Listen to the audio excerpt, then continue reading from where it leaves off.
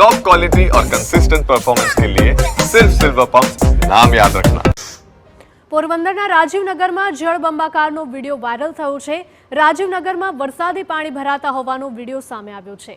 ફરી એકવાર ગત વર્ષ જેવી પરિસ્થિતિ સર્જાઈ હોવાની સ્થાનિકોની રાવ ઉઠી છે। પાણીના નિકાલ માટે મનપા નિષ્ફળ ગયું હોવાના આક્ષેપો પણ થયા છે। ચારે તરફ પાણી ભરાઈ જતા બહાર નીકળવું પણ લોકો માટે મુશ્કેલ બની ગયું છે।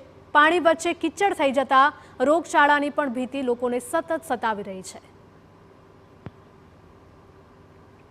તો પોરબંદરથી આ દ્રશ્યો સામે આવ્યા છે। અહીં આવેલા રાજીવનગરમાં જળબંબાકારનો વિડીયો સામે આવ્યો છે।